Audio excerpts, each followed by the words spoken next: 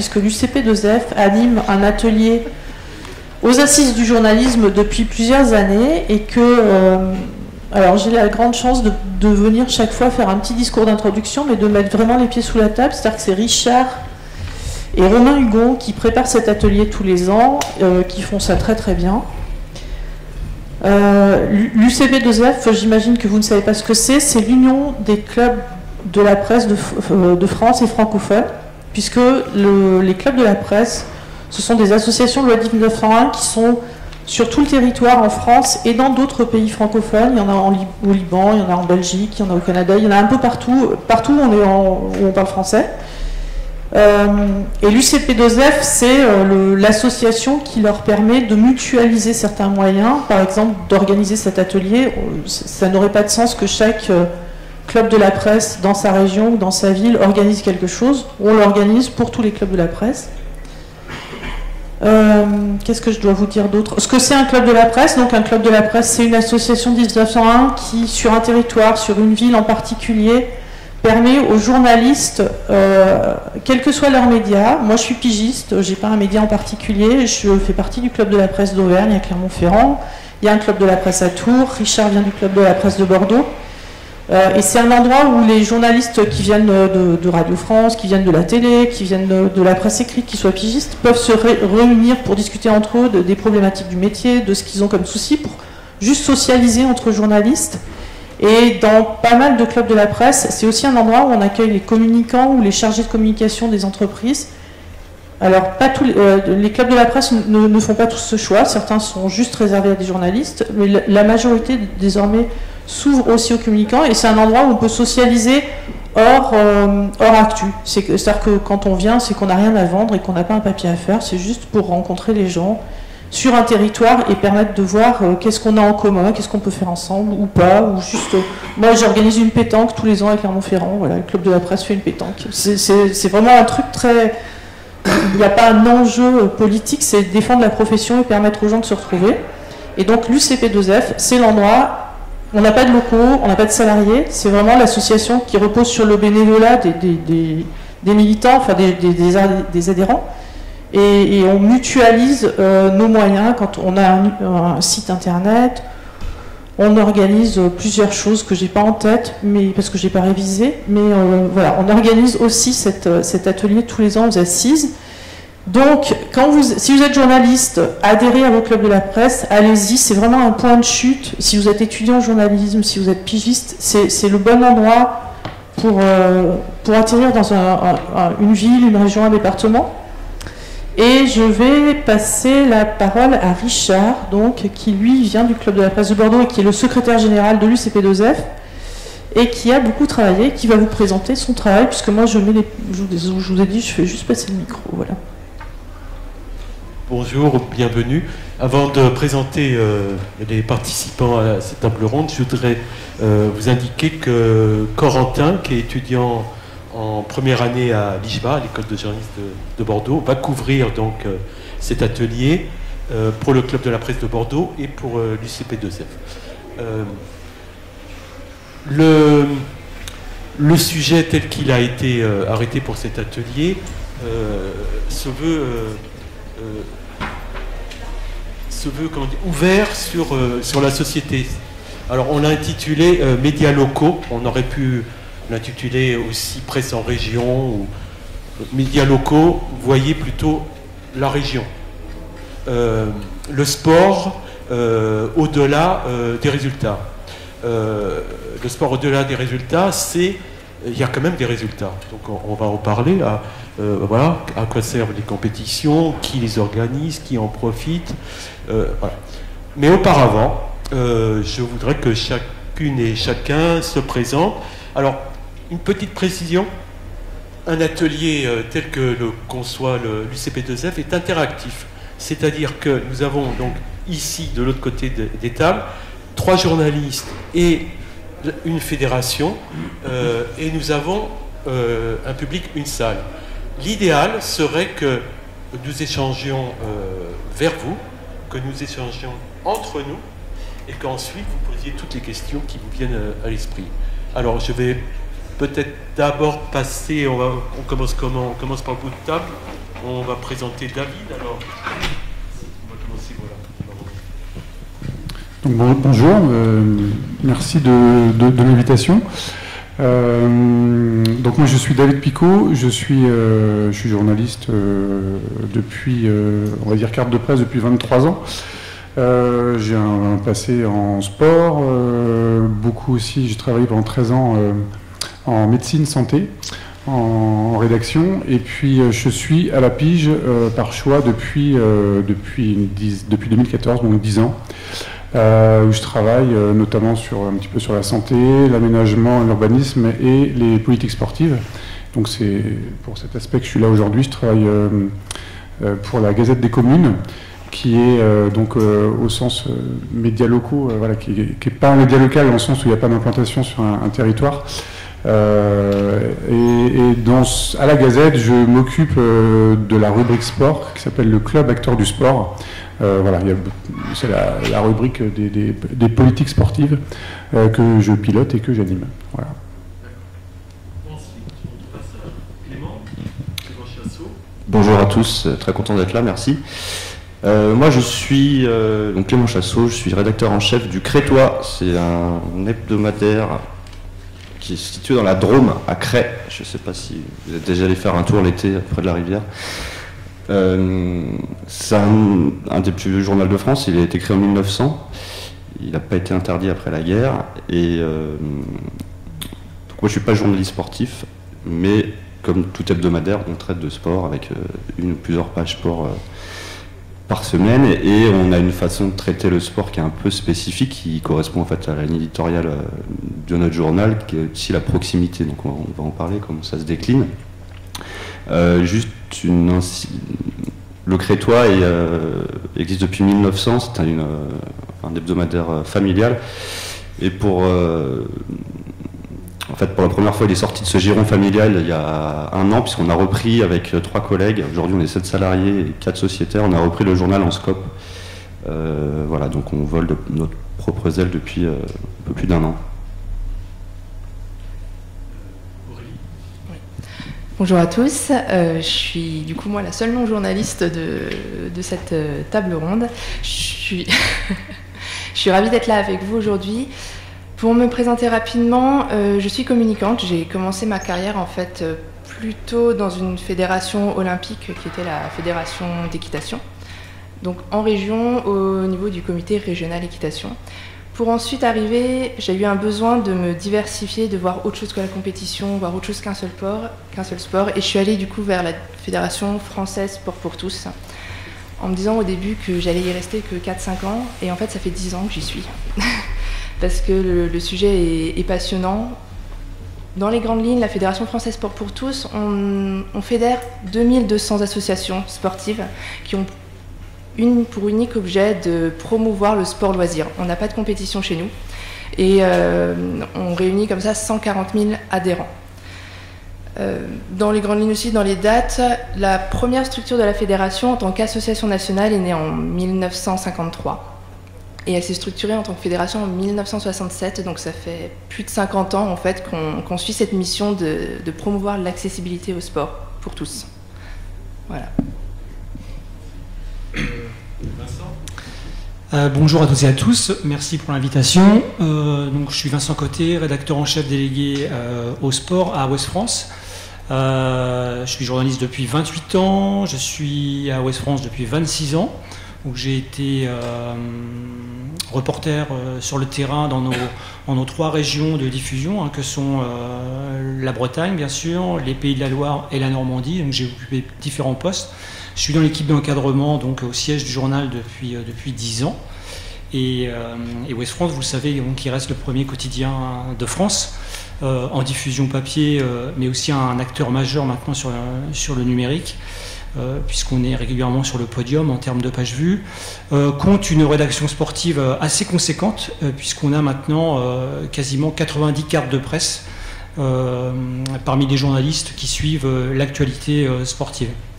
Alors j'ai coutume de dire qu'on est davantage des journalistes de sport que des journalistes sportives et sportifs, précisément parce que, et c'est l'âme du projet sport qu'on a mis en place à Ouest France, on veut traiter le sport en allant bien au-delà des résultats. Mais on va en parler, je pense, c'est l'objet de l'atelier.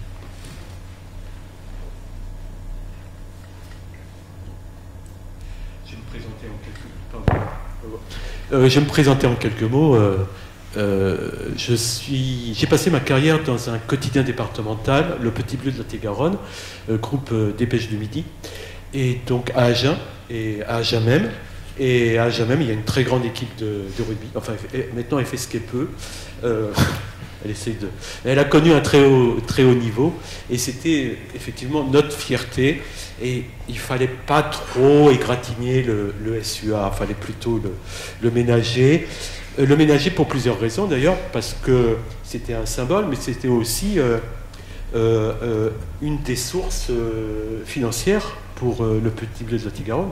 On représentait l'image de la ville, l'image du club.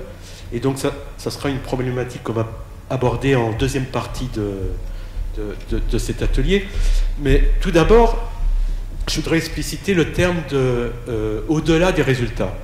Donc au-delà, donc dans la logique qui est celle de l'UCP2F, qui contribue à l'élaboration du programme des assises, hein, on apporte une petite touche au programme. Pourquoi au-delà des résultats? Au-delà des résultats, c'est qu'il y a des résultats. Les résultats, c'est le fruit d'une compétition, d'une rencontre, à l'issue de laquelle l'enfant du pays ou une équipe locale se distingue.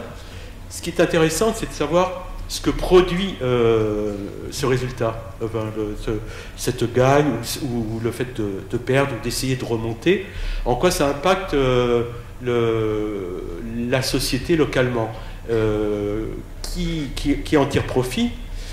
Et la question introductive, c'est en fait, est-ce que c'est le sport qui nourrit les médias ou est-ce que c'est le contraire qui tire profit du sport et quel profit tire le sport des médias? Je vous laisse choisir qui veut répondre à cette... Peut-être Vincent qui représente le gros morceau en matière de presse régionale. Alors, qui se nourrit de l'un de l'autre, j'ai envie de dire, il y a une certaine réciprocité. Mais le résultat sera toujours la porte d'entrée du sport. Pourquoi? Parce que dans l'actualité, l'agenda sportif, comme l'agenda économique, l'agenda politique, sont des balises, sont des repères pour nos lecteurs.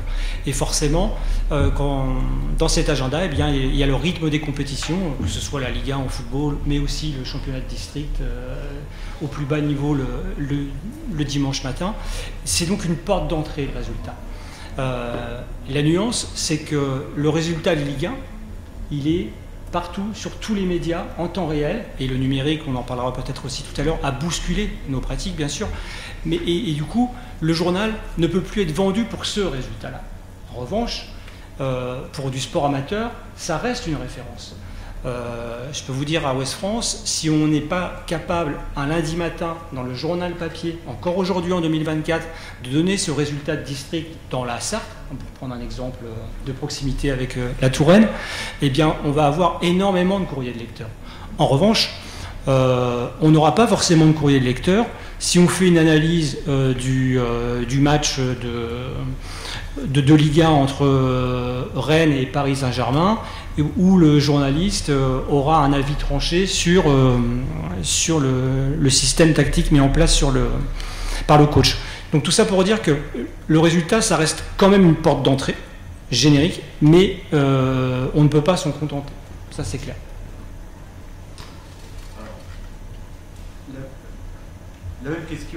La même question au Crétois. Sur un des numéros, peut-être pas celui-ci, j'ai vu deux petits jeunes avec leur vélo qui posent fièrement pour la photo.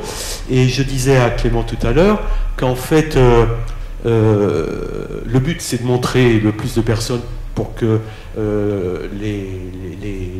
la famille achète le journal, mais pas que. Derrière cette photo, on voit deux petits jeunes, des graines de champion. Il y a autre chose. Bien sûr. Alors la photo est importante, c'est même peut-être ce qui est le plus important dans le journal. Mais nous, notre zone de diffusion, c'est 25 000 habitants, quarantaine de communes. Il n'y a aucun club professionnel. C'est donc uniquement du sport amateur qu'on va relayer. Pour revenir sur la question comment est-ce que c'est le sport qui nourrit le média ou le média qui nourrit le sport, on se nourrit l'un l'autre en fait, parce que déjà il y a une partie des comptes rendus sportifs qui peuvent être rédigés par des correspondants ou même des dirigeants de clubs qui veulent communiquer sur leurs résultats, effectivement, d'abord, et qu'on va republier. Nous, il y a en fait tout un aspect social finalement en fait du sport qu'on veut mettre en avant, comme on va mettre en avant toute l'activité associative de la vallée. Et là, cet aspect social, il peut passer par plein de choses. En fait, au-delà du résultat, bien sûr, on va aller montrer deux jeunes qui font du vélo, qui sont en voie de professionnalisation peut-être, dont on va pouvoir faire peut-être le portrait, etc., et qui vont se voir dans le journal local, et qui vont prendre confiance en eux, et les lecteurs vont voir aussi que territorialement, il se passe des choses, en fait, et que ces petits jeunes de 15 ans, ils vont peut-être aller dans un autre club. Souvent, c'est comme ça. Il y a une gymnaste qui était championne d'Europe, là, il n'y a pas longtemps chez nous, qui a 17 ans, elle va devoir partir à Lyon. Valence, c'était une demi-heure de Cray. Mais c'est vraiment nous la mise en avant de ce sport amateur, et on va en reparler peut-être plus tard, mais aussi de ces bénévoles, forcément comment sans eux en fait il n'y aurait pas tout ça, et le journal est vraiment là pour c'est une caisse de résonance, un relais énorme pour ces jeunes-là, mais aussi en fait pour des personnes un peu plus âgées ou dans middle age comme on dit, qui font du tennis amateur le dimanche, etc., et qui vont voir aussi leur troc dans le journal. C'est pas l'équipe, c'est clair, mais c'est une reconnaissance en fait, et nous on fait ce boulot-là qui est important. Il n'y aurait pas grand. Alors le Dauphiné en fait est notre concurrent, ça n'a rien à voir, on n'est pas du tout sur les mêmes échelles. Ne peut pas faire ces choses-là. Ils vont mettre quelques résultats de rugby, de foot, de tennis, etc. Mais ils n'auront pas la place qu'on a, nous, c'est 20 ou 24 pages par semaine, 1 ou 2 pages de sport, pour mettre en avant ces petites initiatives. Voilà. Il a été question donc du bénévolat, de l'implication du milieu associatif dans le tissu sportif. Là, je me tourne vers Aurélie. Quelle est l'attente que peut avoir une association, puisque la fédération regroupe 2200 associations? Quelle peut être l'attente d'une association vis-à-vis des journalistes, d'un point de vue donc représentation, reconnaissance du travail qui est fait? Alors effectivement, nous, on a toutes nos associations qui fonctionnent avec à peu près 5800 bénévoles sur l'ensemble du territoire. Je crois qu'au niveau de la France, c'est 3,5 millions de bénévoles qui travaillent dans le sport. Donc c'est un dynamisme en fait qui est essentiel pour faire vivre les associations sportives, notamment chez nous les associations de loisirs. Les attentes, du coup, elles sont multiples parce qu'il y a une attente qui est liée à l'accessibilité du sport. J'entendais parler de l'entrée du coup sur les résultats. Au niveau de la fédération, on n'a pas de compétition, donc c'est vrai que les résultats sportifs, ce n'est pas une recherche, ce n'est pas l'objectif. L'objectif est plutôt lié à de la performance que nous on appelle sociale ou de la performance humaine, qui est autour de je fais un petit événement localement, on s'est retrouvés du coup pour partager un instant sportif où on n'est pas allé chercher la performance, mais plutôt le dépassement de soi, la petite victoire. J'ai en tête par exemple un exemple d'un groupe de femmes qui sont sensibles ou qui sont atteintes d'un cancer du sein. Leur objectif à elles, leur victoire, c'est de retrouver en fait grâce au sport un mouvement de l'épaule qui va leur permettre de mieux vivre. Donc il y a besoin de mettre en avant aussi d'autres aspects. Donc cette performance sociale, donc quelle pourrait être la porte d'entrée pour arriver à avoir cette visibilité qui est au-delà du résultat sportif. Et parce que si c'est une conviction personnelle, mais si les personnes n'ont pas accès à cette information-là, qu'un autre type de pratique sportive sans rechercher la performance, elle est possible, il y a énormément de personnes qui disent que c'est un objectif qui n'est pas atteignable et qui du coup se disent bon, le sport c'est pas fait pour moi en fait. Je ne vais pas aller faire une compétition de vélo, je ne vais pas aller faire une compétition de football. et qui, je pense, se ferment en fait à une pratique qui leur serait bénéfique pour leur santé mentale, mais aussi pour leurs relations sociales. Et au niveau des bénévoles, forcément, il y a besoin d'une reconnaissance de tout le travail qu'ils accomplissent, parce que c'est des personnes qui sont engagées, qui donnent de leur temps, qui ont besoin parfois aussi de soutien, qui ont besoin d'avoir d'autres bénévoles à leur côté. Et c'est aussi une information, je pense, qu'il est essentiel de transmettre, qu'il y a des associations pour lesquelles on peut s'engager et donner un petit peu de son temps.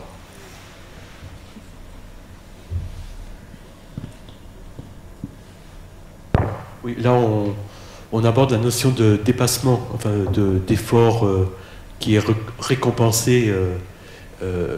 Donc on est au-delà du résultat. Le résultat, c'est la satisfaction d'avoir accompli quelque chose qui semblait impossible ou très difficile à atteindre. Dans ce cas précis, est-ce que les médias, enfin tels que Ouest France ou David avec la Gazette des communes, abordent le sujet de l'attente du terrain, la recherche d'une satisfaction par une pratique. Est-ce que vous, puisqu'on est parti des résultats, est-ce que vous débordez, est-ce que vous élargissez à l'attente des pratiquants sportifs? Je vais peut-être poser la question à David, qui certes a un angle plus spécialisé, qui s'adresse à des professionnels, mais je pense qu'il est intéressant de savoir qu'est-ce que vous allez chercher sur le terrain.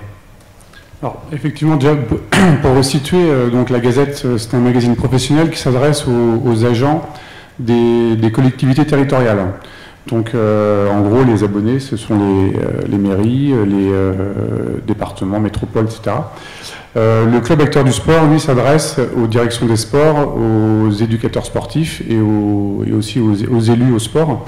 Et donc, on s'intéresse et on traite les sujets qui les concernent, qui les intéressent, qui les concernent, qui les contrarient, qui les tout, en fait.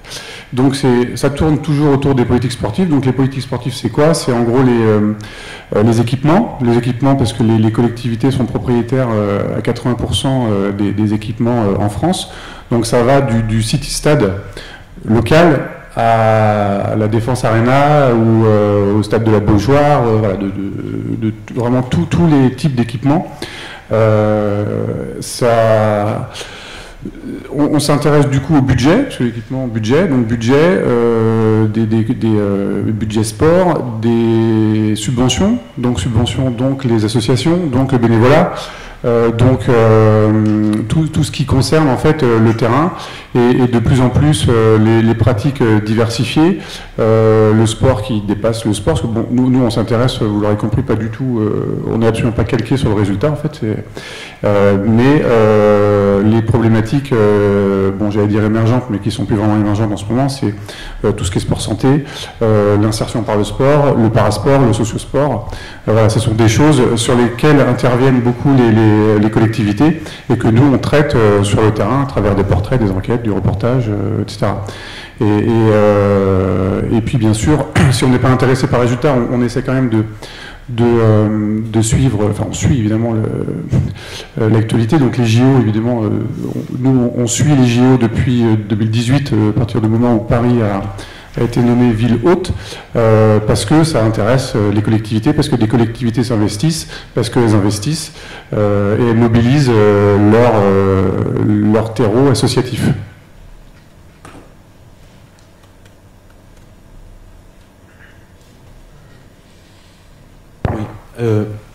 Au niveau de la dimension d'un club, je vais prendre l'exemple de Bordeaux-Bègles. Bordeaux-Bègles, en rugby, c'est la grande équipe de Bordeaux et la très vaillante petite équipe de Bègles dans la banlieue de Bordeaux, qui est parvenue à atteindre un niveau et à une reconnaissance nationale, puisque elle figure dans le top 14. Mais est-ce que une rédaction comme celle de Ouest France s'intéresse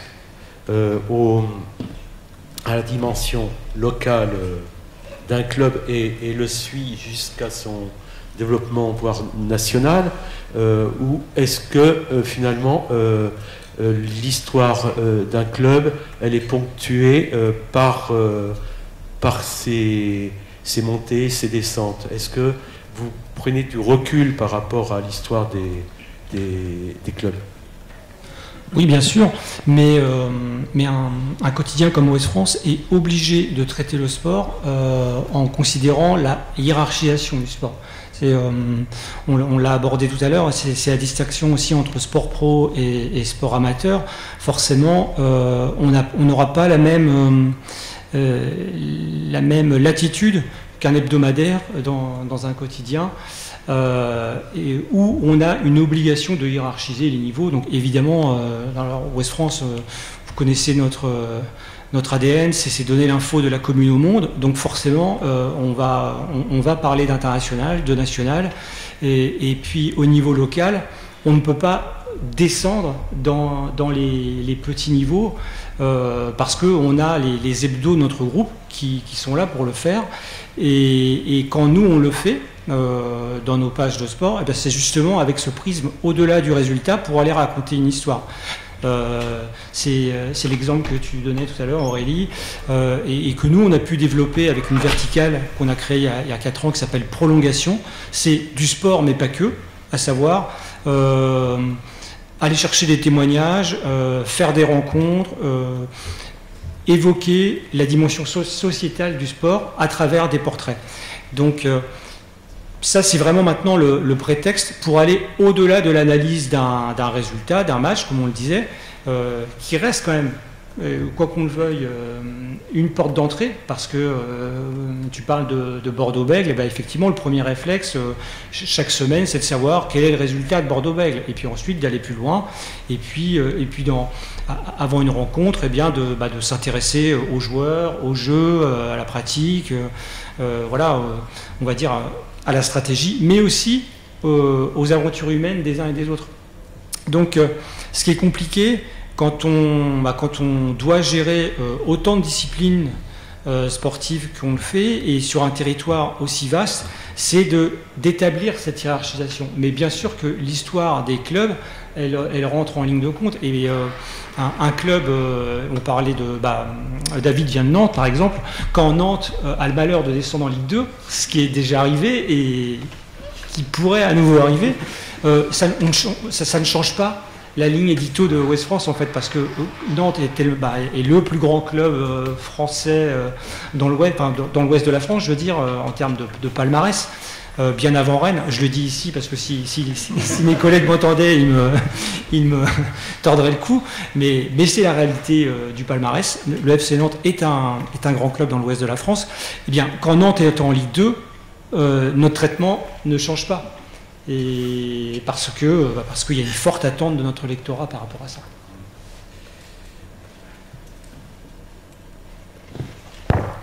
Et ce qui est intéressant aussi, c'est lorsque se produit un derby. Je reviens encore au rugby. Agen se trouve entre Bordeaux et Toulouse. Et le derby garonnais, c'est l'affrontement de deux grandes villes, deux grandes métropoles, Bordeaux et Toulouse. Nous, on comptait les points au milieu, mais c'est vrai que le derby crée une dynamique sur les territoires qui est vendeuse. Un derby, est-ce que c'est la Ville Rose qui va l'emporter, ou est-ce que Bordeaux, le port de la Lune, va être devant? Mais moi, ce qui serait intéressant, je pense, par rapport à la salle, je fais référence à un autre atelier que nous avons tenu sur le climat, sur l'écologie. Il y a 2 ans, je crois, Sonia.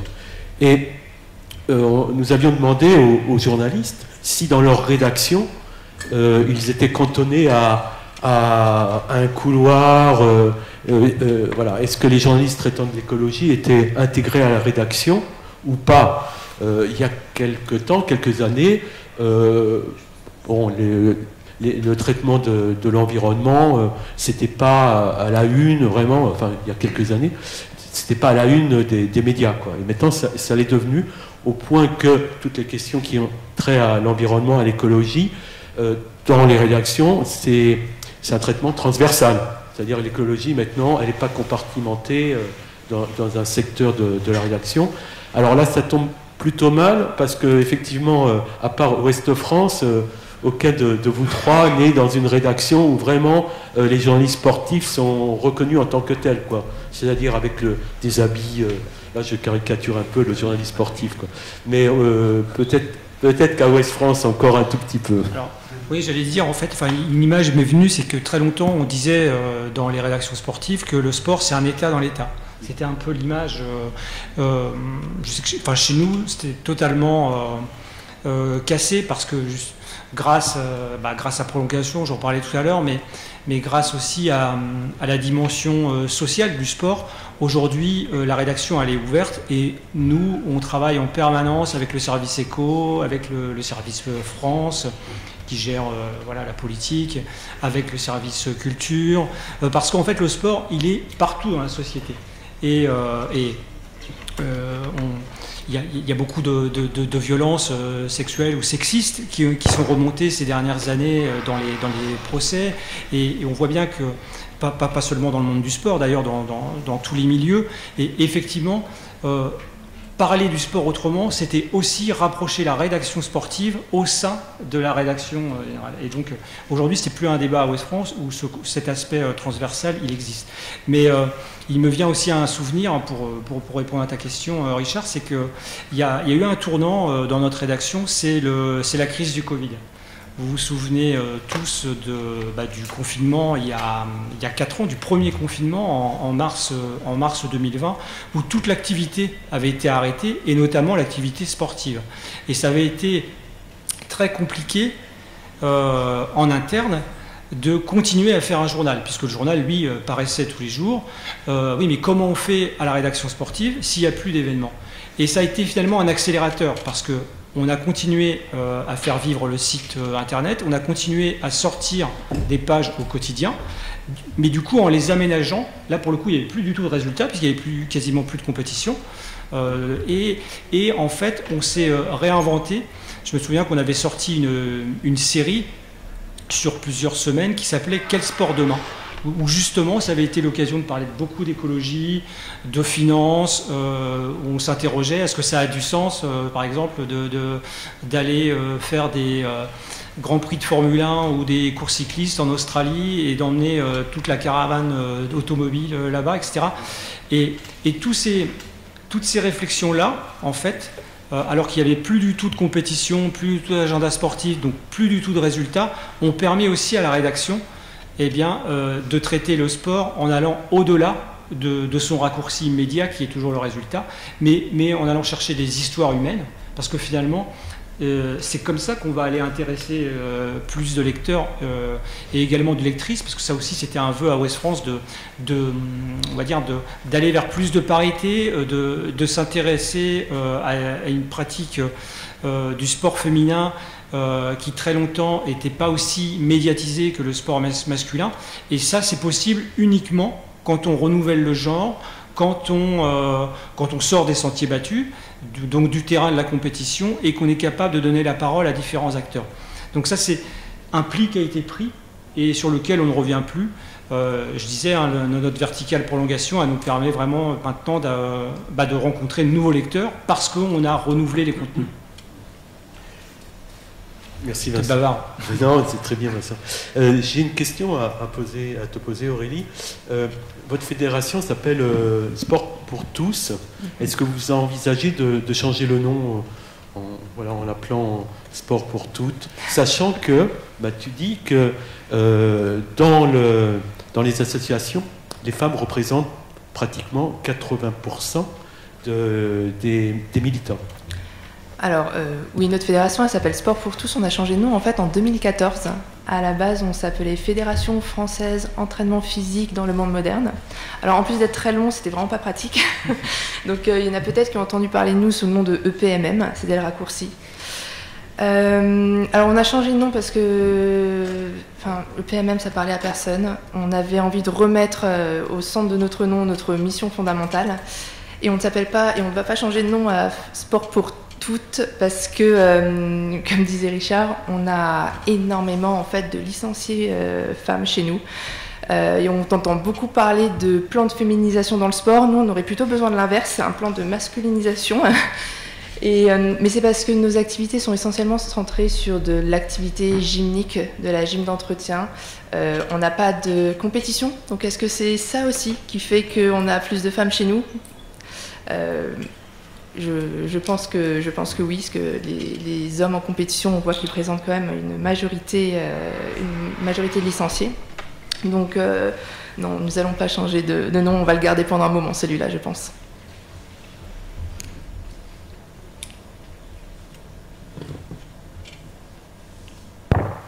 Nous allons vous donner la parole parce que vous n'êtes pas encore intervenu, vous avez peut-être des questions. On a déjà fourni pas mal d'éléments concernant on est parti des résultats. Monsieur.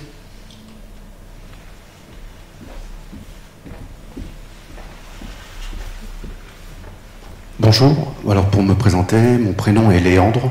J'ai fondé un média de proximité de sport local à Amiens. Et que sur Amiens Métropole. Donc on est vraiment, quand je vous parle de proximité, c'est 200 000 habitants à Amiens. On publie 3200 articles par an sur tous les sports, tous les niveaux. Et les articles qui marchent le moins, c'est la Ligue 2. Les articles qui marchent le mieux, c'est tous ceux où la PQR locale s'est désengagée. Et donc, on a créé Gazette Sport il y a 10 ans, en buvant du rhum avec un footballeur américain, parce que dans le Courrier Picard, on n'avait plus accès au football américain. Et de là, on a évolué. Maintenant, on est 15 sur le terrain, des services civiques, on est sous un modèle associatif, on a des cartes de presse, on a des alternants, on a tout un microcosme, et je me rends compte que je ne m'identifie pas du tout à vous. Et on fait vraiment un travail de proximité sportive. Alors je suis désolé, je ne connais pas votre fédération, on n'a jamais eu un seul contact avec aucun de vos clubs, même sur la Somme. Bon, donc la première des problématiques, c'est que les clubs doivent venir à nous. Quand vous êtes un club qui ne fait pas de compétition, vous devez apporter des sujets pour dire « hey, moi j'ai un truc qui peut vous intéresser ». Et de là, on va aller vers vous. Et le confinement nous a fait créer un magazine qui s'appelle Gazette Sport Le Mag, qui est indépendant, et dedans on parle mixité, arbitrage, sport santé, bénévolat, et on traite 6 sujets par mois. Voilà. Là je me reconnais dans votre titre de média local, parce qu'on a créé suite à un désengagement.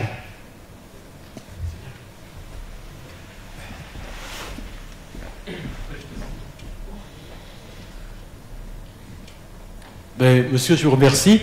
Vous venez de me couper ma chute. C'était ma chute. C'était la chute de l'atelier. C'était quelle perspective pour les médias locaux, justement. Et là, vous venez de nous dire qu'il n'y a pas des perspectives, mais il y a déjà l'existant. C'est que vous existez depuis 10 ans. Et il y en a plein. Il y en a plein en France.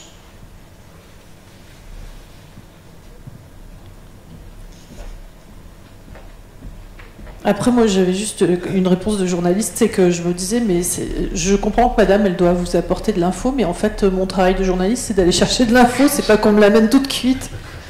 Alors, là-dessus, je suis pas du tout d'accord. Quand vous êtes invisible parce que vous n'avez pas une activité assez forte ou autre, si vous n'allez pas juste alerter, vous resterez invisible. Surtout quand on ne fait pas de compétition. Et du sport loisir, on a fait des magazines avec des bus santé, des choses comme ça. Mais pour qu'on sache qu'il y a un bus santé, si le département ne nous alerte pas avec un communiqué de presse comme quoi il y a un bus santé, nous on ne le verra pas. Et pourtant on est vraiment proche du terrain. Donc l'association nous alerte et on va faire des reportages de bus santé. Mais sur des sujets ultra locaux, l'alerte, elle est aussi du club sportif. Voilà. Y a plein de médias comme nous, alors qui ne sont pas nécessairement CPPAP, qui ne sont pas nécessairement avec des cartes de presse, qui ne sont pas Bon, bref, mais à Caen, vous avez un très bon média, à Grenoble, vous avez un autre média, à Tours, j'ai appris qu'il n'y en avait pas, à Amiens, il y a nous, à tel point, c'est qu'on est devant la PQR, on est devant le Courrier Picard, on a 4 photographes tous les week-ends sur les terrains. Le Courrier Picard, on a plus que 2. On a 10 correspondants écrits, que sur Amiens Métropole. Et donc, on a maintenant un modèle économique qui est positif. Donc, cet engagement, mais il est que digital. Que digital jusqu'au mois de juin 2024, où on va passer au papier et à l'abonnement papier. Et toutes les semaines, on a des jeunes qui nous contactent. Est-ce que je veux avoir ma photo? Est-ce que vous avez été couvrir un match? J'ai joué, je suis rentré. Voilà. Donc là, on est dans un média local. Monsieur, je me permets aussi du coup de répondre par rapport à ce que vous avez dit. Je suis d'accord, les clubs doivent aussi vous informer. On a cependant une petite difficulté, c'est que notamment à la fédération, on est assez jeune en termes de communication. Et nos clubs qui sont animés et dirigés par des bénévoles, ils n'ont pas ce savoir-faire. Ils n'ont pas cette habitude en fait d'aller vers les médias locaux. Des fois, ils n'ont même pas connaissance de quel média peut traiter de quelle information, quel journaliste ils doivent contacter. Et ça, c'est un travail justement où je suis en attente effectivement peut-être d'idées, de comment est-ce qu'on peut arriver à rentrer davantage en contact. Parce que moi, je suis au service communication de la fédération, donc je suis au siège.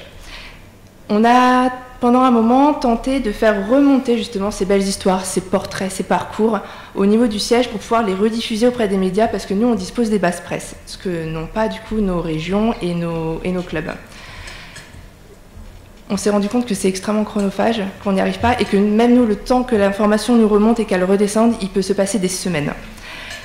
On est, au sein de la fédération, là, en train de structurer un fonctionnement. Alors, pour ceux qui ne connaissent pas trop, une fédération, donc il y a un siège national et ensuite dans chaque région, on a un comité ou une ligue et c'est pareil du coup découpé dans les départements.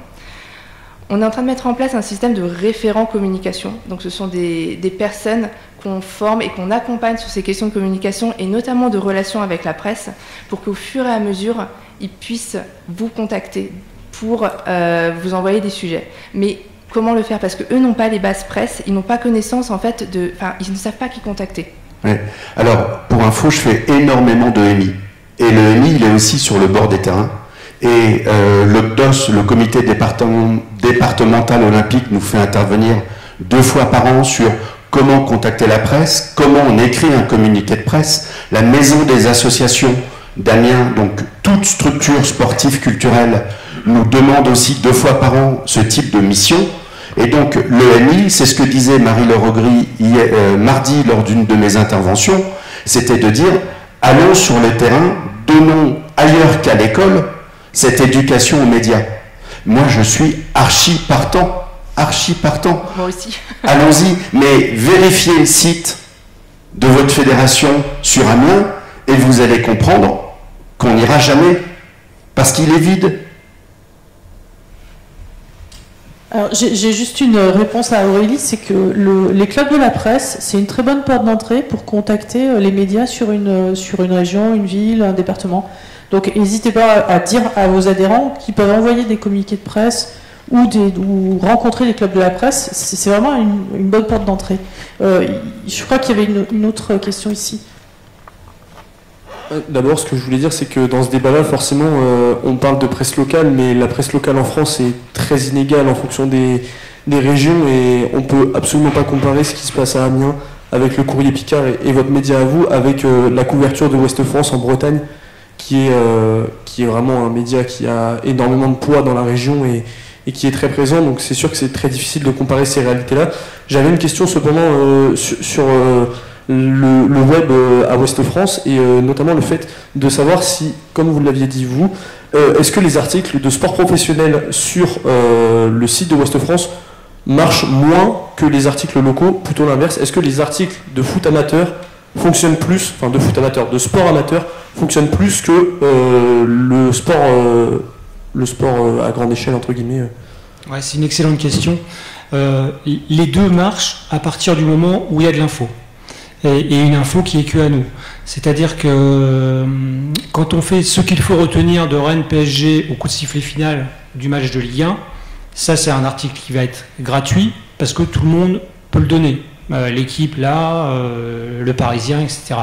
En revanche, quand on fait une analyse technico-tactique, je dirais, le jeu des joueurs, les notes des joueurs, articles payants, il fonctionne énormément. Et quand on fait un article avec un entraîneur d'un club de N2, le nouvel entraîneur qui est nommé et la révélation des 3 recrues qu'il emmène avec lui, cet article-là va faire aussi énormément d'abonnements. C'est la preuve qu'en fait, il y a une attente sur les deux. En fait. Il y a de l'attente sur de l'info, qu'elle soit dans ce club de proximité qui est le Stade Rennais, puisqu'on est effectivement référent sur Rennes, mais aussi sur ce club amateur, Saint-Malo en l'occurrence, en National 2, parce que notre lectorat il est pluriel et il veut de l'info à la fois sur le sport amateur, mais aussi sur le sport pro, dans nos proximités, mais proximités au pluriel. Merci. Bonjour, moi j'ai une question pour Clément Chassot du Crétois. J'avais lu un article qui parlait de vous dans la revue des médias, écrit par Mathieu Deslandes, oui, où certains lecteurs, j'imagine, de votre zone de diffusion, s'interrogeaient un peu sur les nouvelles méthodes que vous mettiez en place quand vous avez repris le journal. Est-ce que vous avez eu des retours aussi là-dessus pour les pages sport, ou est-ce que vous avez changé carrément de ligne édito, voire d'approche sur le sport spécifiquement dans le Crétois? Merci. Alors, bonne question, pas spécifiquement parce que on a essayé quand même d'avoir une continuité avec la tradition du journal depuis 1900. Après, bien sûr qu'on essaie de mettre des choses en place. On travaille sur un nouveau site web parce que le nôtre aujourd'hui est un peu vieillissant, ce qui permettrait de mettre en valeur toutes ces initiatives sportives, effectivement. Après, chacun prêche pour sa chapelle. Les sportifs viennent nous voir tout le temps pour dire voilà, il faut faire plus de sport, etc. Et d'autres sur d'autres domaines, ça va être la même chose. Après, on a essayé vraiment, pour le coup, de refaire un tour de tous les clubs, toutes les assos qui sont sur le territoire et qui nous envoient pas spécialement d'infos, en fait, et sur lesquels il faut qu'on aille gratter, et où on découvre une histoire, un club qui se relance, qui s'est relancé après 10 ans d'inactivité, parce que voilà, 3 potes qui sont mis autour d'une table, et bah voilà, ça commence à prendre, ils nous envoient des comptes rendus, qu'on retravaille, etc. On a aussi essayer, toujours pareil, de raconter des histoires. En fait, là, dernièrement, il y avait un challenge de ping-pong qui n'existait plus depuis 3-4 ans, qui a été créé en fait au décès de Pierre Lamarre, qui était un joueur de ping-pong d'assez bon niveau et qui a fait les JO paralympiques de 88 en Chine, je crois, à Pékin, parce qu'il avait une insuffisance rénale. Il est mort en 2013, le challenge est né en 2013. Donc là, on a fait vraiment, nous, un travail de couverture, de raconter cette histoire, et voilà, de faire un peu un buzz autour de l'événement. Au final, il y a eu 300 participants et 300 personnes dans le public, ce qui est énorme pour un territoire comme le nôtre. Donc voilà, on essaye vraiment d'aller sur des sujets qui sont, voilà un mot qu'on aime ou qu'on n'aime pas, concernant, pour ce domaine-là qui est le sport, et d'élargir visiblement. Mais comme on a découvert des pratiques aussi, alors moi je connaissais un petit peu, mais par exemple j'ai couvert un tournoi d'Ultimate Frisbee. Ça personne ne connaît, surtout notre lectorat un peu vieillissant, quoi. Il y a des compétitions de frisbee, où il y a des règles en plus. Voilà, on va sur des choses vraiment comme ça, où on sait qu'il va y avoir un intérêt parce que c'est nouveau, parce que c'est original, parce que c'est typique, et où justement les gens sont là bien sûr pour la performance, pour s'éclater, pour essayer de monter d'un niveau, etc. Surtout dans des fédérations comme ça, très amateurs, où on peut se retrouver champion de France assez vite, en fait.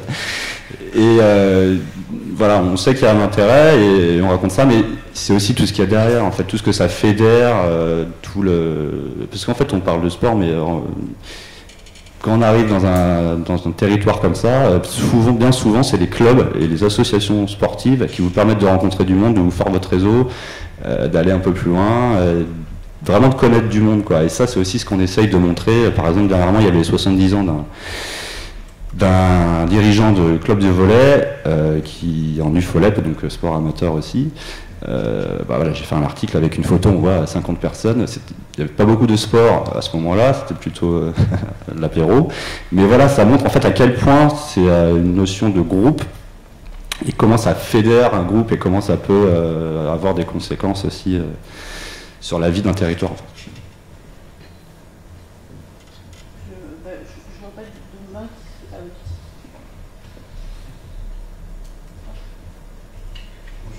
Allô? Oui, bonjour, Cyril Petit, je travaille à Ouest France avec Vincent.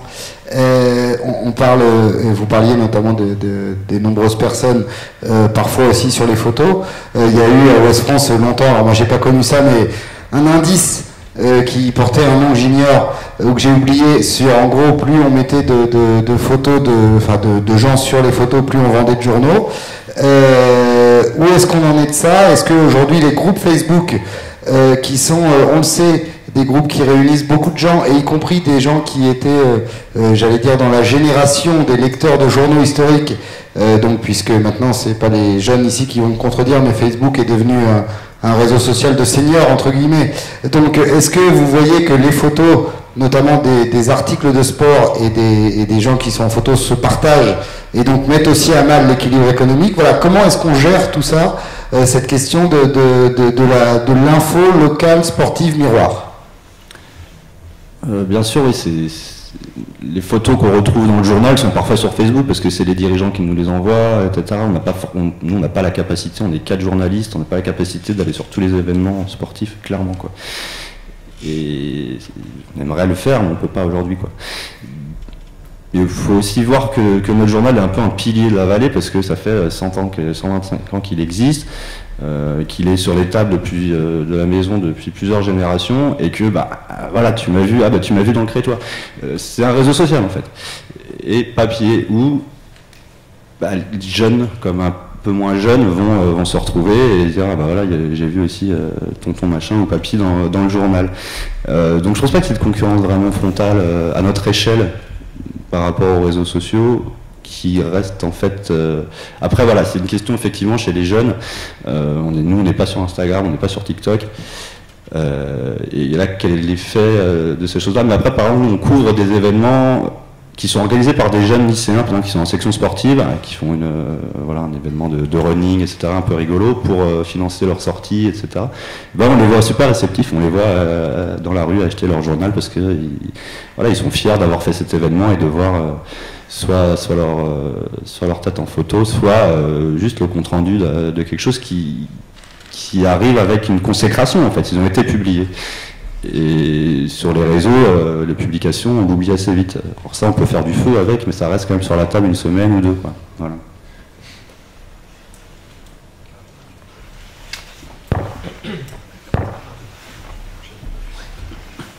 Bonjour, je m'appelle Jules, je viens de l'EPJT. J'avais une question pour vous, notamment sur la notion de proximité que vous avez évoquée. J'imagine, pour un média local, vous avez dit que les clubs venaient vers vous, que les sportifs venaient vers vous. Est-ce que, du coup, la frontière entre l'information... est-ce que c'est possible de parler négativement des aspects négatifs d'une structure quand on a un lien aussi proche avec les acteurs sportifs de l'environnement ? C'est une très bonne question et je comptais l'aborder. Effectivement, la proximité, comme pour les maires, on dit qu'ils sont à portée de claque, nous c'est un peu ça. Et la ligne éditoriale du journal aussi, effectivement, c'est de valoriser un peu le territoire. Alors, moi j'ai pas connu ce cas-là, forcément s'il y a des affaires, des choses qui dépassent le cadre de la loi strictement sensu sur des affaires d'agression ou je ne sais quoi. On va le faire, mais bien sûr, effectivement, c'est difficile de parler négativement. Mais on a par exemple un correspondant rugby qui adore ça et qui écrit très bien et qui se gêne pas pour planter son équipe qu'il adore quand il prennent une dérouillée à l'extérieur. Et donc, du coup, on peut parler négativement, mais le but c'est quand même de mettre en avant les résultats des jeunes et des moins jeunes, etc. Et on peut y voir des entorses déontologiques, effectivement, parce que c'est dur d'être neutre. Après, c'est une question plus large, je pense qu'il y a même un débat là-dessus pendant les assises sur le chauvinisme et le sport. Est-ce qu'on peut vraiment être, quand on est journaliste sportif, dépasser ce cadre et être totalement indépendant.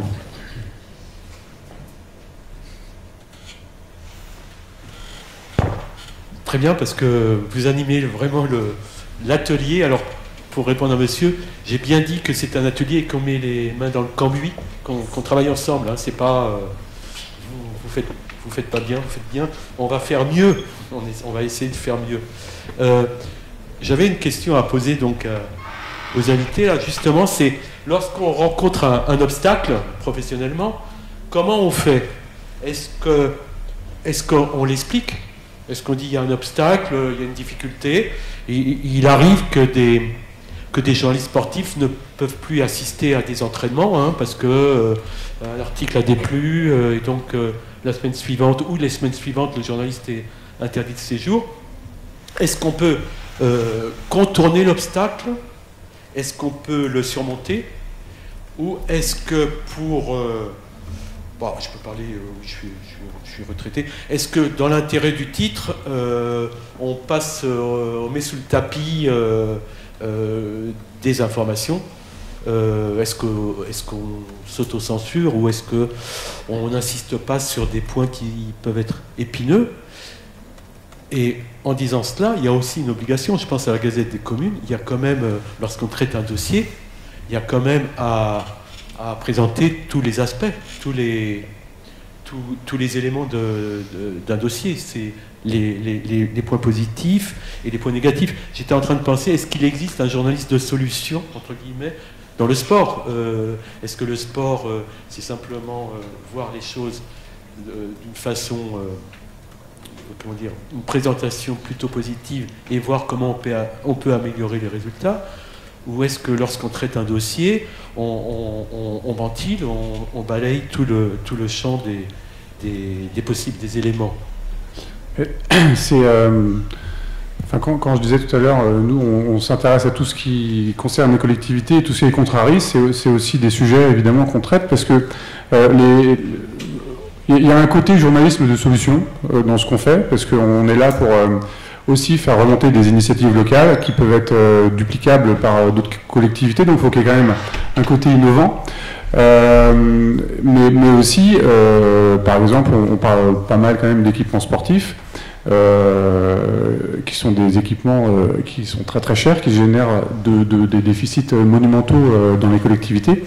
Mais ça aussi, on le dit, mais c'est aussi ce qu'attend le lectorat. Ils n'attendent pas que des papiers dithyrambiques sur telle collectivité a fait ce city-stade ou son truc, c'est super, avec voilà. Ils n'attendent pas ça, ils attendent.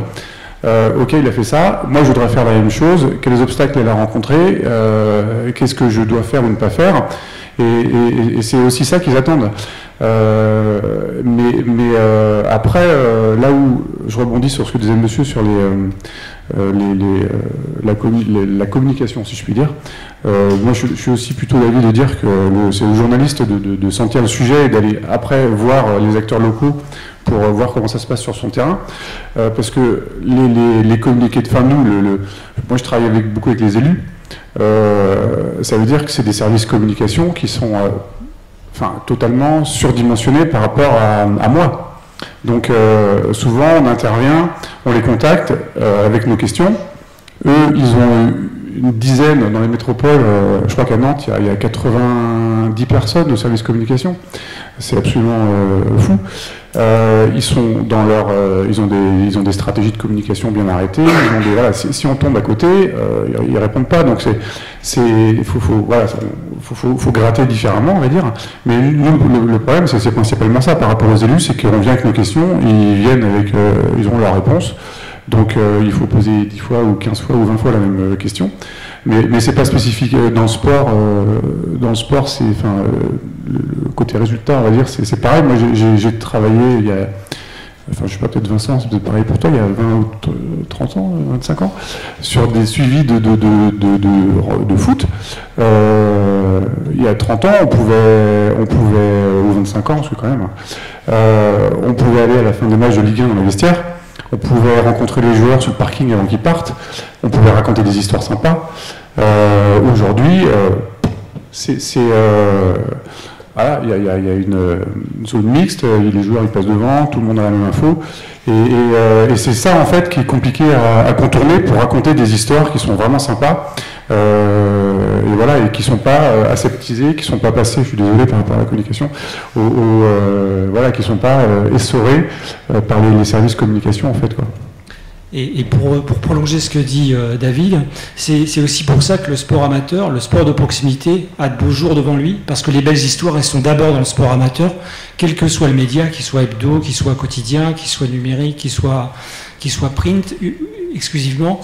Les belles histoires, les belles rencontres, elles se feront toujours dorénavant on va dire dans un monde professionnel de plus en plus régi par les communicants. Elles se trouvent là, les histoires. Je veux aussi rebondir sur le métier de journaliste, en fait, puisque quand on parle de regard, voilà, peut-on tout dire ou pas, quand on a une carte de presse, on n'a pas une carte de supporter. Ça, c'est très important de l'avoir en tête, notamment pour les jeunes générations qui se destinent à ce métier. Très longtemps, on a pu considérer que les journalistes sportifs, justement, ils étaient tellement contents d'être là que tout était beau, tout était merveilleux et qu'ils allaient toujours dans le sens du président du club. Ça a beaucoup changé parce que, et tant mieux, il faut avoir un regard critique sur les choses.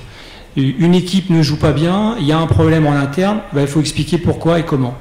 Il ne faut surtout pas mettre ça sous le tapis. Ça, chez nous, en tout cas, c'est formellement proscrit. Il y a un devoir de fiabilité, il y a un devoir de vérité, d'objectivité, et ça suppose d'être indépendant par rapport aux faits et de mettre finalement son enthousiasme de côté. Alors ça ne veut pas dire que face à une belle performance, face à un record du monde qui serait réalisé dans des conditions saines, parce qu'on n'a pas parlé de dopage, mais c'est une réalité du sport, qu'il soit à haut niveau ou même à bas niveau, il faut regarder tout ça en face. Un bon journaliste, et on parle souvent de la crédibilité du journalisme, pour moi c'est d'abord quelqu'un qui fait son métier en ouvrant les yeux et en essayant de savoir le plus justement possible comment les choses sont fabriquées.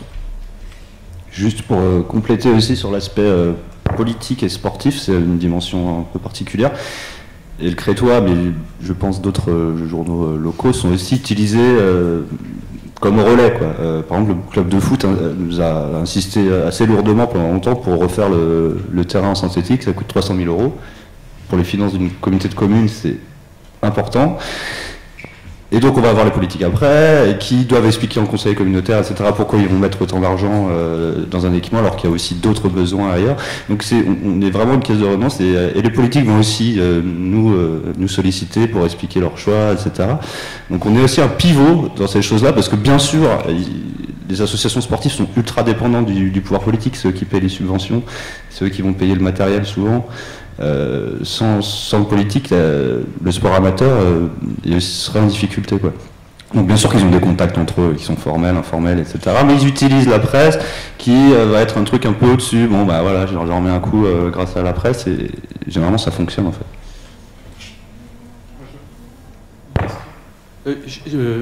Je fais très vite. Si vous rencontrez des obstacles, si vous ne pouvez pas entrer dans les vestiaires, est-ce qu'il y a un support qui permet de contourner la difficulté? Est-ce que les réseaux sociaux sont je m'adresse aux jeunes ou futurs journalistes. Est-ce qu'on peut utiliser les réseaux sociaux quand on est empêché d'entrer dans les vestiaires? Est-ce qu'on peut communiquer directement avec des sportifs de haut niveau ou amateurs? Comment vous utilisez les réseaux sociaux dans votre pratique au-delà des résultats? Alors, pour communiquer avec les sportifs de haut niveau, tout est codifié en fait. C'est ça qu'il faut bien comprendre. Tout est codifié, et comme le disait David, on ne peut plus aller rencontrer un joueur du FC Nantes quand il sort du vestiaire et discuter avec lui à l'ancienne, comme on dit, parce qu'il faut d'abord passer par le directeur de la communication, le chargé de communication, et puis telle semaine c'est un tel qui a le droit de venir parler, et puis la semaine suivante c'est un autre, et puis si les résultats sont pas bons, c'est personne. Donc N'empêche qu'il y a quand même un quotidien tous les jours à faire, et c'est là où c'est important d'être justement d'être pointu sur l'info, d'avoir d'autres relais que le club, qui lui, en fait, on l'a vu aussi avec la professionnalisation, veut gérer sa propre communication, et n'a pas forcément besoin des médias locaux ou référents comme à une certaine époque. Mais là encore, on parle que de sport pro, hein, parce que les gros clubs gèrent eux-mêmes leur propre communication et parfois se disent j'ai pas besoin des médias parce que voilà, on fait passer nos infos comme ça. Mais pour répondre à ta question, Richard, sur nous comment on utilise les réseaux sociaux, c'est pas pour faire pression sur le club, hein, mais c'est en revanche en expliquant comment on travaille, ça toujours. C'est important aussi de dire à nos lecteurs la fabrique de l'info, si je puis dire, comment elle se fait, et puis d'avoir du réseau pour être capable d'avoir des canaux différents que la source officielle, quand la source officielle décide de fermer le robinet. Oui, merci de votre intervention. Je suis de l'école de journalisme de Grenoble et j'aimerais souligner le rôle des correspondants aussi de locaux de presse dont la couverture du sport local est décisive parce que j'étais moi-même correspondant et la relation qu'on peut tisser avec les clubs locaux, c'est le pilier central de la couverture, c'est la répétition. Alors forcément la première semaine on n'entre pas dans le vestiaire, mais peut-être au bout d'un mois, peut-être au bout de 2 mois. Bref, voilà. Et non, c'était pas ma question. Ma question, c'était plus une question un peu limite philosophique que j'adresse à vous quatre, à nos quatre invités. On traite le sport au niveau local, mais de quel sport traite-t-on? Parce que je veux dire, comme c'est un sport qui n'est pas professionnel, qu'est-ce que ça représente? Est-ce qu'il n'y a pas aussi une notion de plus d'authenticité, de plus de sincérité? Il y a moins toutes les questions de sport business, de starification, tout ça, c'est du sport juste pour le sport. Je pense que les sportifs qui sont en R2, des trucs comme ça, voilà, ils font le sport pour le sport. Quel est, pour vous quatre, quel est le sport dont on traite au niveau local? Est-ce que c'est un sport qui a une différence de matière avec les autres échecs? Je veux bien répondre par rapport à ta question. Enfin, il y a peut-être une distinction déjà à faire, c'est sport et activité physique et sportive. Parce que les belles histoires, elles ne sont pas que dans le sport. Tu parles de R2 ou N2, voilà, donc là c'est le sport fédéré. Mais les belles histoires aussi, elles sont aussi dans le sport santé, l'inclusion par le sport, l'insertion par le sport. Et nous, je vais pas dire c'est ce qu'on essaie de faire de plus en plus, c'est des choses qu'on traite tout le temps en fait, tout le temps de sport santé, donc à travers des histoires à raconter. L'insertion par le sport aussi, il y a énormément de choses qui se font avec des acteurs qui sont incroyables. On découvre des univers et des gens qui sont absolument incroyables en général. Et c'est là que aussi ça rejoint ce que fait sans doute Ouest France dans Prolongation. C'est aussi et surtout là qu'on les trouve en fait, les belles histoires. Maintenant, au niveau professionnel, il y a peut-être des joueurs de foot qui sont très sympathiques, qui mériteraient qui lisent des bouquins de philo, je sais pas, encore un truc un peu particulier, mais avant que ça se sache, on ne saura pas quoi.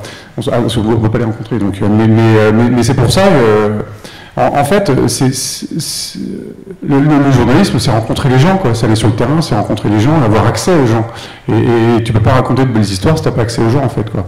Et sur des domaines d'activité physique et sportive qui sont aujourd'hui, donc qui sont en dehors du sport fédéral. Donc c'est tout ce que vous faites, par exemple.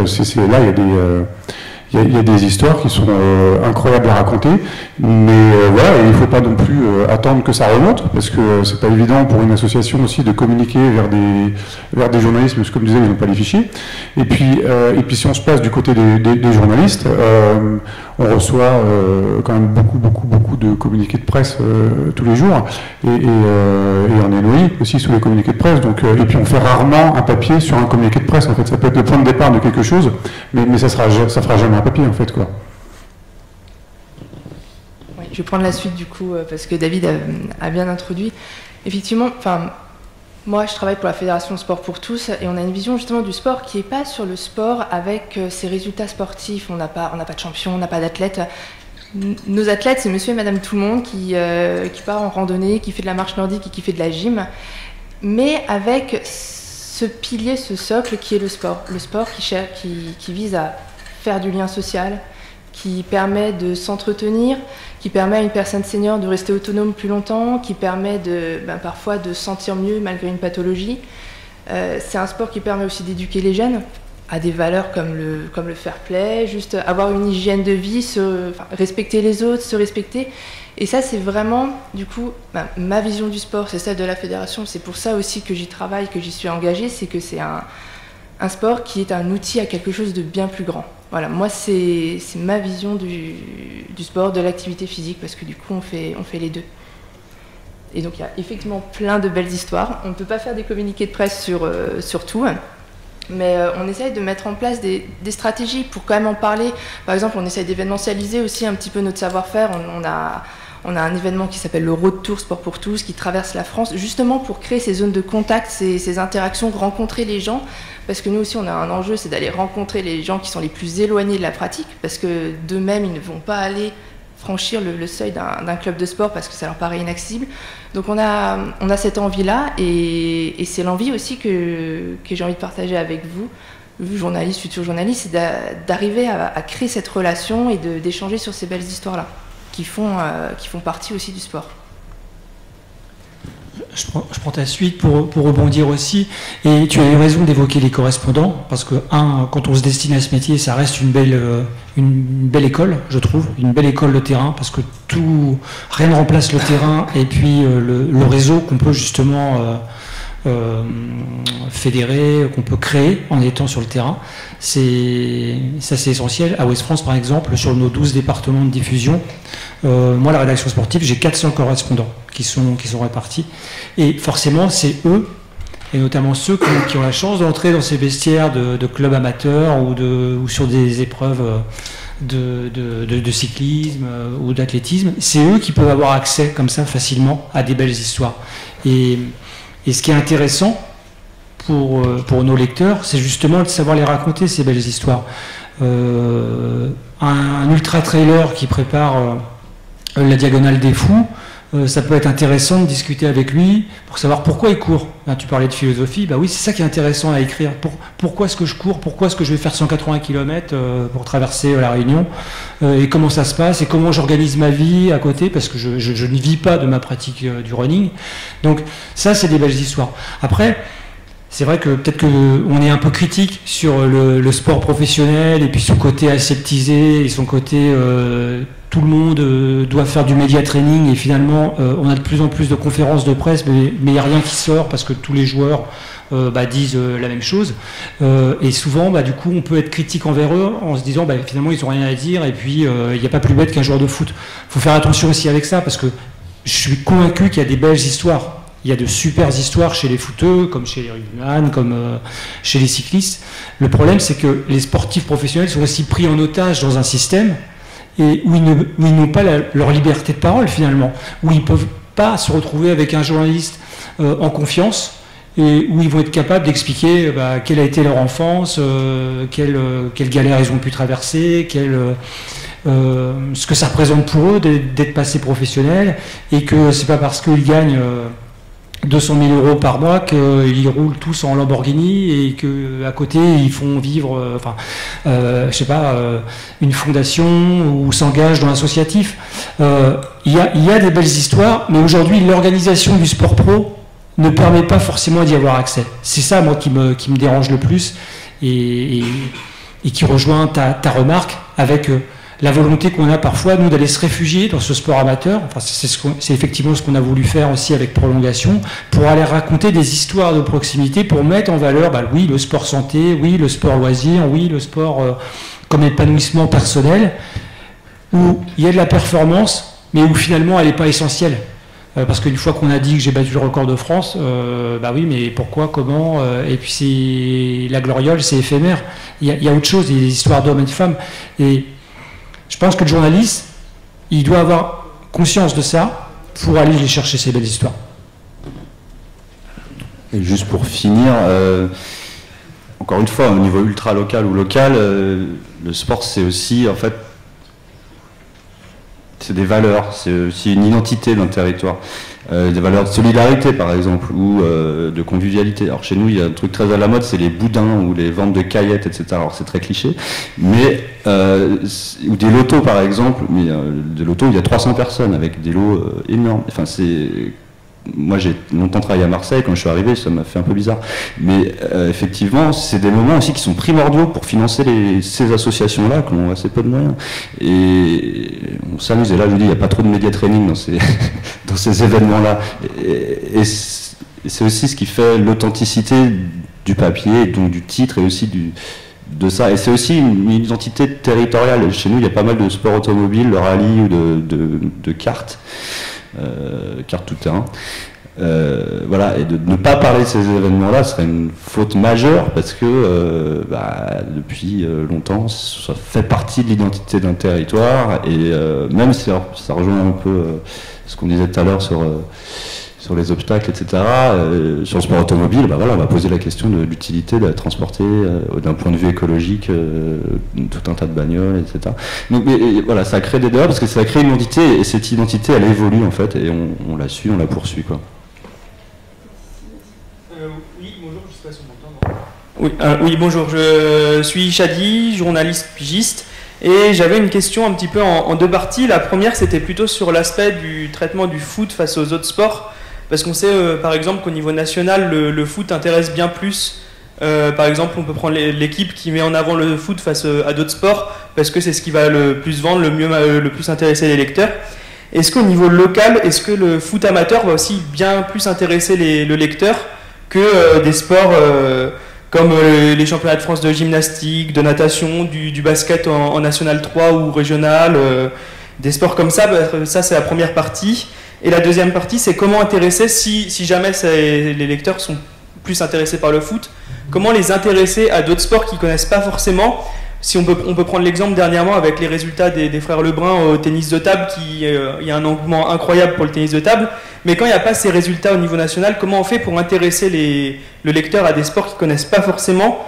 Est-ce qu'on va essayer d'aller chercher des angles originaux, des sportifs locaux? Vous avez commencé à y répondre avec les belles histoires à raconter, mais est-ce qu'aussi on peut parler des fois des à côté? Par exemple, si on prend un tournoi Challenger au tennis, est-ce qu'on va aller parler de l'événement ouvert au public pour les scolaires par exemple, ou est-ce qu'on va essayer d'aller chercher quand même des histoires de joueurs que personne ne connaît, parce que à part les fans de tennis, personne ne connaît les joueurs en Challenger?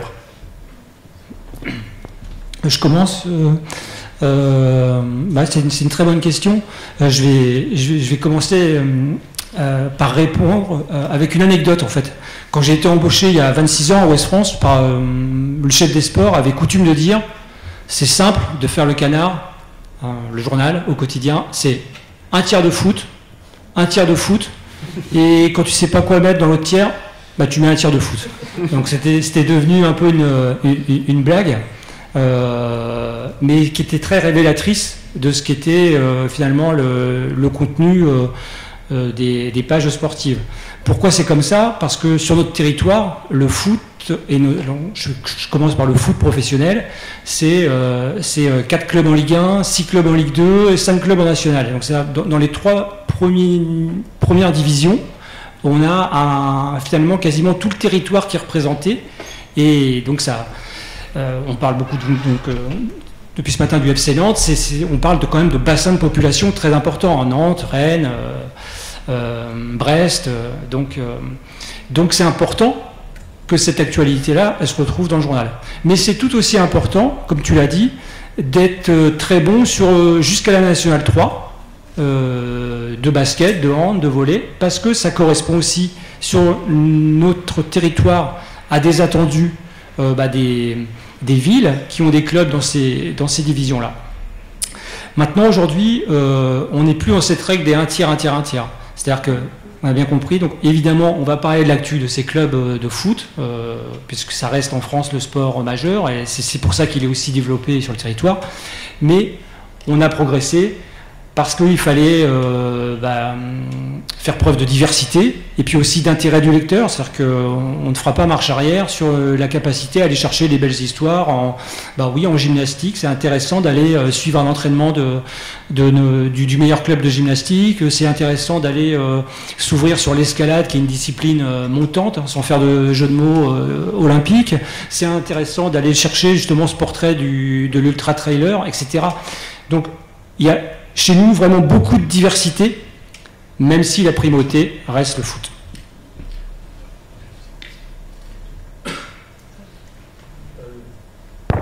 J'avais une question sur la concurrence, spécifiquement de Ouest France. Moi, j'ai la chance d'être un de vos 400 correspondants sportifs.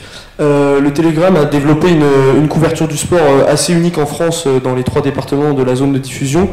Évidemment, ça va influer sur la stratégie de Ouest France en réponse. Quelle stratégie vous mettez en place pour essayer de vous différencier face à cette concurrence du Télégramme? Est-ce que vous faites confiance à votre modèle actuel ou est-ce que vous cherchez des nouvelles solutions pour réussir à garder la primauté, notamment dans les Côtes d'Armor et dans le Morbihan? Oui, on fait confiance au modèle actuel, tout en cherchant à l'améliorer en fait. Et l'améliorer sur le sport de proximité, c'est notamment en jouant beaucoup plus sur une couverture du sport amateur avec de l'innovation. Et je pense notamment au numérique, en étant capable d'avoir de la vidéo, en étant capable d'aller plus bas sur certains niveaux de compétition dans les clubs, mais principalement sur le numérique, parce que on n'en a pas beaucoup parlé ce matin, mais la presse écrite, elle souffre de son modèle économique avec le coût du papier. On a eu une grave crise en 2023 qui nous a aussi obligés, tous les quotidiens, à faire très attention à la pagination. Et ce serait mentir au lecteur aujourd'hui, en 2024, de dire qu'on pourra ouvrir des pages et des pages. Et on sait aussi avec les nouvelles générations que ce n'est pas la garantie d'avoir plus de lecteurs en ouvrant plus de pages. En revanche, comme on est sur des modèles plurimédias, on sait qu'en étant plus présent sur le numérique et en renouvelant les contenus, et donc en allant vers plus de proximité, parce que ça c'est l'avenir, eh bien là on peut effectivement faire face à la concurrence. Mais là, le Télégramme est un super journal, un excellent journal, et qui produit de très bons contenus, et qui lui aussi d'ailleurs souffre en termes de pagination. C'est pour ça qu'ils ont fait des choix, et ce choix-là notamment, en ne faisant plus certaines actus, mais en privilégiant d'autres. Je pense que c'est une bonne idée. Moi j'ai une dernière question, on est presque terminé, qui à Aurélie, mais peut-être à vous trois ensuite. Est-ce que le e-sport, ça fait partie des sports qui sont concernés par votre association, et du coup pour vous trois, est-ce que le e-sport, ça fait partie des sports, ça rentre dans les pages sport des journaux, ou est-ce que c'est un truc anecdotique? Alors, on n'a pas de club de e-sport chez nous, mais c'est vrai que c'est un sujet, on a nos techniciens, mes collègues qui s'interrogent, parce qu'il y a un vrai engouement autour de ces pratiques-là. Moi, j'ai découvert tous les aspects qui étaient liés à l'entraînement de ces sportifs, mais pour l'instant, c'est pas un sujet qu'on a à la fédération. Je sais que c'est quelque chose qui est surveillé, on regarde comment ça évolue, mais à l'heure actuelle, non, on n'en a pas chez nous. C'est intéressant parce qu'il y a eu à Cray, il y a 2-3 semaines, un premier événement de e-sport créé par une association naissante. C'est une de mes collègues, Blandine Flippo, qui l'a couvert. Et on n'a pas passé 100 pages sport. Mais il n'y a pas vraiment eu de débat ni de réflexion, alors qu'il aurait dû en avoir une. Après, très honnêtement, il y a aussi des problèmes de place des fois. Il n'y a pas assez de place en sport. Allez hop, ça va ailleurs. Et donc du coup, ouais, mais c'est intéressant, et en ce moment même, je me demande pourquoi on n'a pas parlé en fait. Alors que c'est devenu une pratique sportive. Après, c'est l'éternel débat. Est-ce qu'être assis derrière un écran, c'est du sport? Voilà, je sais pas. Nous, je ne vais pas dire qu'on traite, il nous est arrivé de faire des papiers sur le e-sport, pas toutes les semaines, mais on le traite parce que c'est une problématique que rencontrent les collectivités. Il y a des collectivités qui misent beaucoup sur le e-sport, comme Poitiers par exemple, Et du coup, là on traite, mais on traite pour savoir comment eux le considèrent. C'est pas à nous de juger si c'est du sport ou si c'est pas du sport. Mais ce qu'il faut savoir aussi dans le e-sport, c'est que on en parle aussi beaucoup dans le sport parce que parce qu'il y a beaucoup d'argent. Voilà, donc c'est aussi une des raisons pour lesquelles on entend beaucoup parler jusqu'au comité olympique, etc. quoi. Donc voilà, mais oui, on traite. Bon, après, moi j'ai fait des sujets dessus, j'ai appris effectivement que les joueurs avaient des préparations physiques, etc. Voilà. Mais bon, après, moi non plus, c'est pas à moi de juger si c'est du sport ou c'est pas du sport. Mais c'est vrai qu'il y a une ligne de crête quand même entre faites du sport, bougez, et puis faites du e-sport. Sur le plan de la communication, c'est pas très simple quand même. Oui, tout à fait. Nous également, on a fait plusieurs articles, que ce soit sur le numérique ou dans le journal papier, pour expliquer en fait ce phénomène, parce qu'il traverse la société, et puis on s'est rendu compte que ça intéressait beaucoup de monde, spécialement les nouvelles générations. Donc c'était essentiel d'en faire l'écho.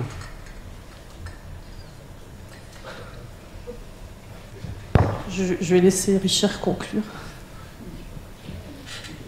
Oui, je précise qu'on arrive à la fin, mais vous pouvez parfaitement continuer la conversation après. Déjeuner ensemble, il n'y a pas de problème. Non, ce que je voulais vous demander en conclusion à tous les quatre, c'est je voulais vous interroger sur la notion du vivre ensemble. On en a très peu parlé, on a aussi pas trop parlé des finances, enfin bon, des relations entre amateurisme et professionnalisme et entreprise. Bon, on en parlera dans les couloirs. Non, mais c'est... oui, alors le vivre ensemble en milieu urbain et rural n'est pas du tout le même. Je vais rebondir pour finir sur les clubs de la presse. Nous avons parmi nous, au club de la presse de Bordeaux, Nouvelle-Aquitaine, un communicant, voilà, il n'est pas journaliste, oui, puisque nous avons des communicants et des journalistes, Alexandre Chartier. Alexandre Chartier, il se déplace dans Bordeaux en roller. Et on a découvert à travers donc cet adhérent une foultitude de pratiques autour du roller et des déclinaisons. Et on a découvert qu'en fait le roller existe depuis la nuit des temps à Bordeaux. Et là, il y a des très très très belles histoires avec des rollers ces dames en costume, ces messieurs en costume aussi. Et Alexandre Chartier est fréquemment interrogé à l'émission Les Petits Bateaux sur France Inter sur les rollers. Tout ça pour vous dire que les clubs de la presse, à travers les journalistes et les communicants, mais aussi la fédération Sport pour tous, et je rebondis par rapport à monsieur qui tout à l'heure disait qu'on n'est pas vu, écouté. La conclusion, c'est qu'il reste encore du travail sur ce chantier. Le vivre ensemble, j'imagine que on ne va pas s'arrêter en route. Vous allez lancer des initiatives, encore d'autres. Le Crétois, donc, effectivement, relance une histoire ancienne, cherche à fédérer, à innover. Mais est-ce que des perspectives nouvelles existent sur le vivre ensemble? Est-ce que vous voulez lancer des nouveaux produits? Est-ce que vous interrogez votre lectorat? Bien sûr, c'est très bien d'avoir précisé que la presse écrite décline. Est-ce que vous lancez des initiatives ou est-ce qu'on pourrait en lancer des nouvelles, par exemple via la Fédération Sport pour tous? Alors parmi les initiatives que nous avons lancées pour justement se rapprocher de nos lecteurs, en fait, il y en a une qui s'appelle Ouest France vous répond. En fait, c'est une interactivité par rapport à des dossiers que l'on crée, par rapport à une actualité, un événement. Eh bien, on invite les lecteurs à poser des questions et interagir avec la rédaction. Donc, ça, on le fait depuis plusieurs années de manière écrite et c'est sur le web. Mais on peut aussi le faire maintenant en vidéo voilà, on a grâce à une application narrative, on peut avoir cette interaction-là. C'est une manière de faire rentrer la rédaction chez le lecteur, en fait, et pour avoir toujours plus de communication. Je vais poser la même question à Aurélie, à propos du vivre ensemble. Qu'as-tu appris ce matin en écoutant les journalistes ? Alors moi j'ai appris effectivement que vous avez besoin d'être nourri, ça j'en ai conscience, on a encore beaucoup de travail à faire pour justement arriver à raconter cette belle histoire, se faire un petit peu notre place aussi par rapport au monde du sport professionnel. Je me suis posé la question aussi, est-ce que nos sujets du coup, en tout cas pour la Fédération Française Sport pour tous, est-ce qu'ils sont plus liés aux rédactions sport? Est-ce que c'est plus lié à tout ce qui est actualité, société? Parce qu'on a vraiment... on ne va jamais répondre à ces besoins liés aux résultats sportifs. Comme je vous ai dit, on ne fera pas de performance là-dessus. Mais par contre, on arrive à performer sur d'autres sujets, notamment sur l'innovation. On s'appelait quand même à la base entraînement physique dans le monde moderne. Donc on a cette envie aussi d'innover tout le temps, d'aller se saisir des sujets de société qui font l'actualité de la société et de savoir comment est-ce qu'on va les traiter, nous, avec notre prisme sport.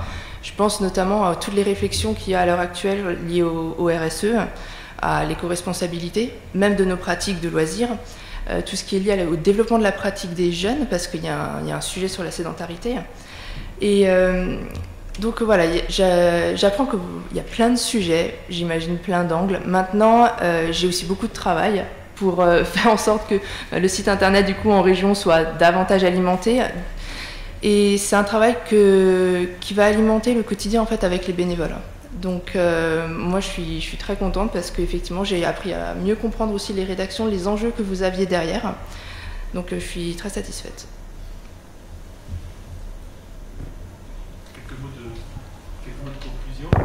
Quelques mots de conclusion ? Oui, le vivre ensemble, c'est un concept un peu fourre-tout, je ne sais pas ce qu'on y met vraiment.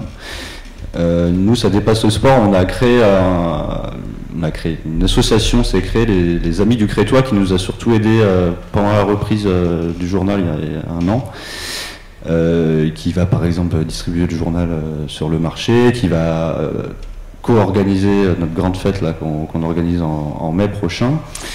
Et voilà, on a tendance à dire que le Crétois, c'est le journal de tout le monde dans la vallée, parce qu'on peut y envoyer ses textes, ses coups de gueule, etc. Ils seront publiés si ça ne dépasse pas le cadre de la loi, bien sûr. On peut envoyer son petit article, un petit compte-rendu de ce qu'on a fait, de sa soirée associative, etc.